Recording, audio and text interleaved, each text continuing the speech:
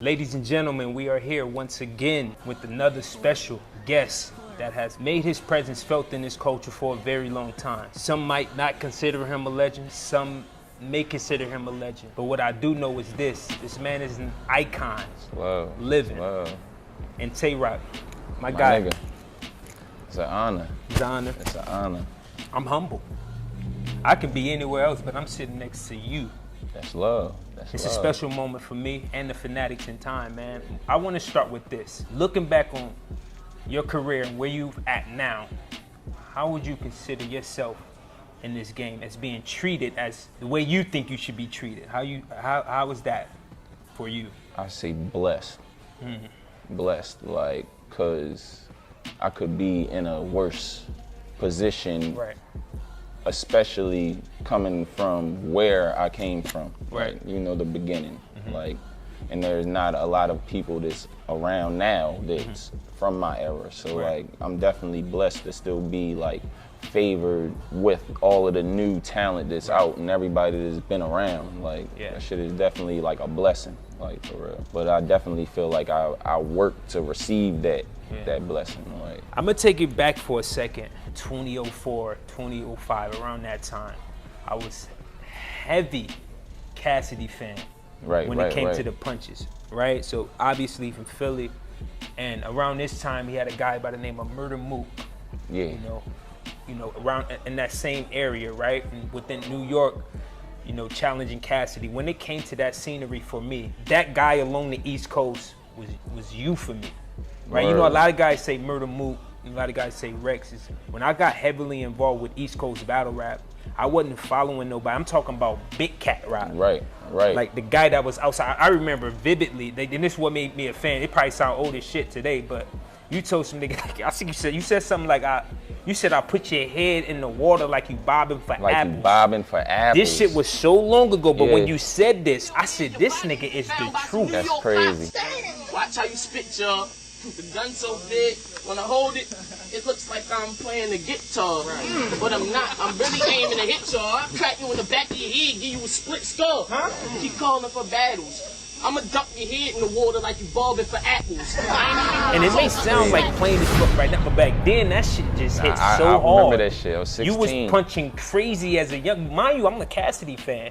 So when cats bring up Murder Mook and the East Coast battle rap scene and cats that was really putting on, for you being a young guy, your voice was definitely heard, man. And I wanted to tell you that in person. You was definitely heard. Like, I'm a Cassidy fan. Like, Cassidy was the one that inspired me as well. Like, you get what I'm saying? Like, as a youngin', like, I was watching all his freestyles and shit. Majority of Philly inspired me, period. Like, you know what I mean? A lot of them niggas, like the Kaboom nigga, his whole team, NH, like, I was inspired by all of them, Reed, all of them. Like, just to come in and actually share the game with these niggas is like, it's been a blessing for real. It's definitely been a blessing. To go through the ups and downs in this thing, having the accolades, ridiculously amount of wins, the star quality, skill, longevity, to me is what considers someone a legend in this game, in which I feel you are. So, did you ever feel like you would get to this point? Nah, I didn't.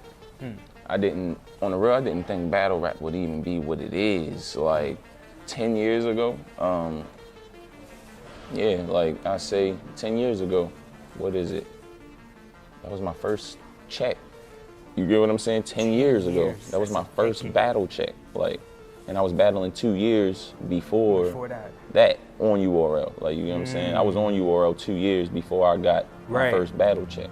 So like, why was it important for you to change the perspective? I mean, of course, you have that persona, you know, the gun bar king, but I felt like you went in a different direction with add more tools to your arsenal. Why was it important for you to make that transition? I felt like I had to, like, the game just started changing, like, as far as what people like. Like, I felt like as far as my style, I didn't need to switch like what I'm saying. I just need to kind of make it similar to what these niggas is doing. Like, you get what I'm saying, in my own way. And that's kind of, I feel like that's kind of like what kept me around. Like, I literally would study these niggas. Like, every new nigga that came in, I watched. Like, you know what I'm saying, the Briz, T-Top, Chess, John when he first came in, Bill Collector, B Magic, like I watched all of them, and I actually, in battling each and every one of them, I learned from them. So you get what I'm saying? Right. Like every time I battle somebody, I learn something and I add it with what I do.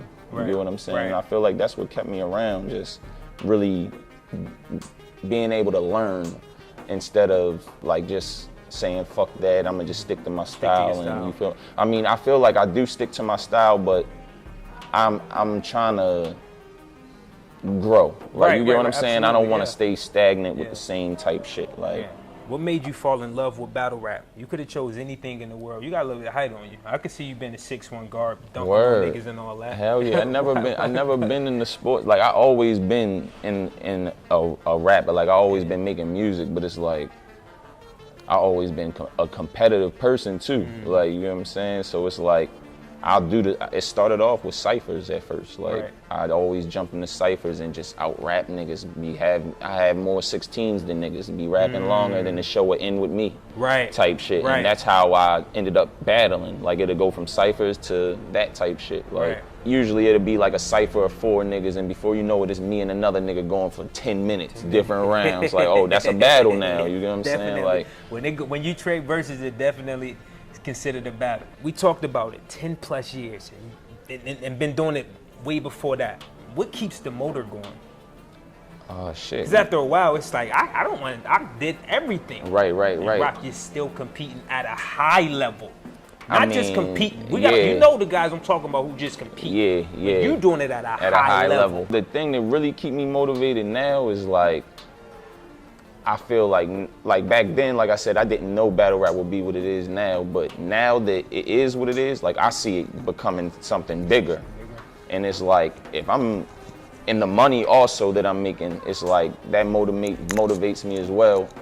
And as it should. And the competition is coming in, I feel like if I slack, they could easily take my spot. Like you get what I'm saying? Like I don't want to lose my spot. I'm gonna fight as hard as I can for that. I don't think I'm gonna ever stop until this shit is over. Right. Like you get what I'm saying? And who knows when this shit'll be over. Right. Like, let's go back in time. DNA versus Tay Roc. Yeah. You remember that battle? Yeah, that was right at the Clips rematch. One of my greatest moments ever. Yeah. In the history of that battle was big rap. For me. That shit was a movie, you said, bro. I would have looked back at your ass and told your ass, get your ass Get the your fuck ass out the of here. fuck, you ain't getting your other half, son. Get your ass the fuck out of here. No! Get them kicks the fuck out of here. I already bodied the nigga that right for you. Get Clips the fuck out of here. How dare you diss my nigga saying, get smacked the fuck out of here.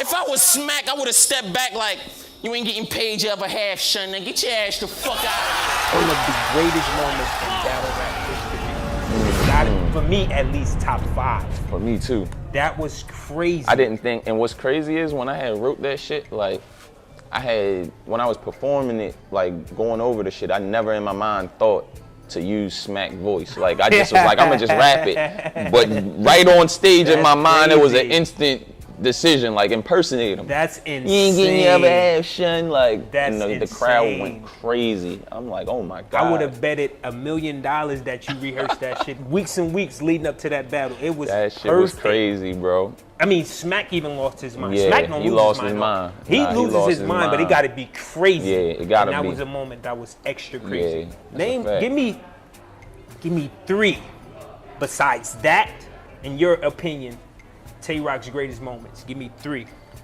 That one, No, we're gonna exclude that one. That's my shit. All right. That's me. I'll say my first, 3. the ending of my first round versus Briz. You know, the Summer Madness coming. I feel like Smack bugged out when I ended that shit. Like he was bugging when I said that shit. Summer Madness coming. Calico, stop running. Conceited. How you 4'5" and still ducking? John talking shit.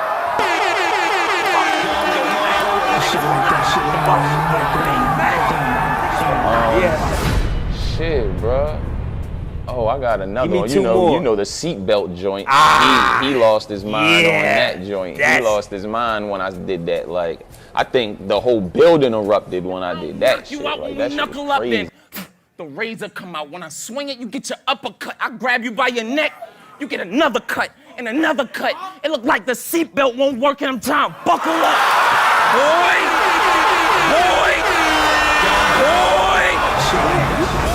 I'm talking about that can be literally all time, top 10 shit. I got some moments, bro. Give me another one, that's 2. Give me another one. Give me one more. Oh man, I know I got a couple of shit. Give me one more. Let me think. I'm trying to think after the hollow joint. Look, I'll cheat for you. Shell cases. All right, I was gonna go Just to. I didn't go to want, that. Look, That's I was gonna go. Look, I was gonna cheat and go That's to a that go-to. 2-on-2 with me and Surf and just say like or you can go Beasley. there. Oh You feel my me? God. Big T fingers after lunch. Do them greasy. Before the shot, A-shirt. After the shot, Yeezy. Before the cut, Shumper. After the cut, Beasley. Before the cut, after the my cut. You feel God. me? Like it's mad moments. I think the shell cases. The shell cases was crazy though. Creatively. That was definitely a moment. Creatively. Definitely. All hell raises. Them the 12 gauges. Them the shell cases. That's crazy. That's fire. I don't know how y'all got the points to make that. Bro, Chess, that was his how did idea. that- He was like, bro, let's just have these. And when he did it in the hotel room, like, listen. I'm like, oh yeah. Yeah. Quarters though. We had to use quarters. It had to be quarters. Like he's like, gotta be quarters. Listen how the nickels sound. I'm like, oh nah, the quarters, the quarters. That was some of the flyest shit ever in the history of battle rap. I mean, you got a lot of moments, man. A lot of moments. Let's take a step outside the ring, and just talk a little bit about, you as an individual. What matters more to Roc outside of battle rap? Bro, my kids, bro, my music.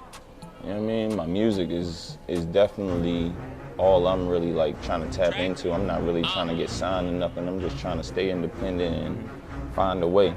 We in Philly. Ace, the vibes is back, nigga. Gang. All of that fuck shit, you know we prepared for. If it's about money, we don't play fair for. If you ain't cave, fuck is you here for? I ain't turned up yet, fuck is you scared for? Fly to your city, we land at the airport. I send them bats in the sky like the Air Force. I feel like I got a nice solid following with what I've been building. Like this year, I really started taking it serious since last year. Like I've been putting out tapes here and there, but I really wasn't taking this shit serious. Right. But like 2020, I really started taking this shit serious. So now I'm just like, with what I've been building, I believe that I can go somewhere with what I got going on. Spend your days making disses cause your battle money ran through. Nobody booking you, so this the only thing you can do. It's funny cause before you was hating, you was a fan too. Your dirty ass dreads need some shampoo. Nigga, you don't spit heat, you been weak. You living off the hype your dad built up with big meat. You a big leech, nigga. You heard what the fuck I said? You living off the hype your dad built up with big meat. You big leech. And everything that outside of music, like, I just got my money invested in stocks and shit like that. Like, Nice. I got a business that I'm trying to open, a cafe and shit like that. So. And a lot of people, I feel like within this industry, need to think outside the box. Because this shit could be here today and gone tomorrow. That's a fact. That's a fact. So, and that's the reason why I asked the question, because I wanted to see where your head was at. Because, like I said, this can be gone, and I wanted to know if Roc is gonna have his shit situated outside. This shit definitely can be here today and gone tomorrow. Like, and that's what's crazy. Like, even though this Corona shit shut everything down, we still blessed with, like, Caffeine came through and like saved battle rap in a way. Like, cause we having events every two events every month. Right. Like, so that's kind of like, and the pay is still the same or better now. You get what I'm saying? It's not like we need the crowds to sell tickets to get the money we making now, because Caffeine done saved the day. So it's like, who knows how long this is gonna go on? You get what I'm saying? Who knows what's next for us? Like, so you're right, this shit could be here today, gone tomorrow, and all we gotta do is just take advantage of what we doing while we can. You know what I mean? As you guys continue to be gladiators in this sport, how do you feel about the space it's in right now? I actually feel like battle rap is about to bring the mixtape era back. Like, you feel me? Like, niggas is getting on tracks now. Everybody's dissing each other. Niggas is doing tracks together. Like, I feel like a battle rap mixtape could start some shit. You know I don't fucking care, line you up like I'm cutting hair. Pop the trunk, you get stuffed in there with no fucking air. Pull strings like a puppeteer, and my youngin' get up close range like Tampa Bay. Fucking man. shelf, gun up there. 12 baggies, it's a ton up there. Hope you said bye to your family if you come in here. Niggas scared, 2 jaws come in pairs. Got his folks running scared. Track runs only come if money. Let's go. Hold up, the 4 bar. These niggas is transitioning every 4 bars. The camera work is fucking crazy. This joint right here, dog. I like this motherfucker right here, man. I ain't gonna lie. These niggas done started some shit with this one. For anybody willing to step into this thing, what advice is you giving them? For one, you gotta have tough skin. Like, you can't take everything to heart. Like, and it took me years to get that tough skin and not take everything to heart. Like, even from not just the battlers, from the fans, because the fans are probably coming at you crazier than the battlers, for real, like in your comments and shit, like, yeah, like you gotta have tough skin for that shit, because they will make you wanna quit. Yeah, like they will definitely run you out the game, bro, if you're not built for that. Like, they'll make you believe that you're not here for what you came to do. Right, you get what I'm saying? Like, it was a couple of times like they almost tricked me out my spot. You get what I'm saying? I'm on there arguing with fans for years. Yeah, you get what I'm saying? I was looking crazy. I had to grow up, like.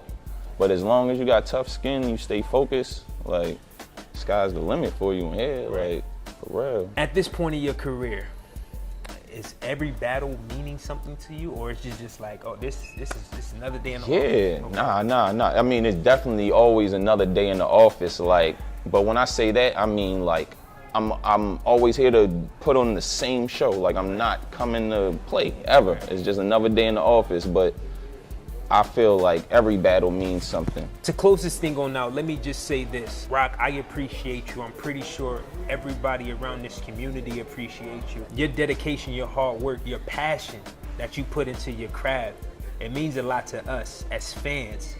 I just want to say, continue doing what you do. Continue to block out the negativity. Continue to be great. I feel like you're not letting nobody step on your toes in this thing. Right. That's the way to move, man. So, congratulations to you with being the iconic living figure we have in this culture today, man. I appreciate that. I appreciate you. Appreciate you. Thank you for your time, man. Blessing. Thank you for your time. Appreciate you, bro. Deputies found what appears to be an AK-47 Uppercut, I grab you by your neck. Still You get not another related cut to a and another different cut. incident It looks like the involving seatbelt won't work and I'm trying to buckle up. Boy!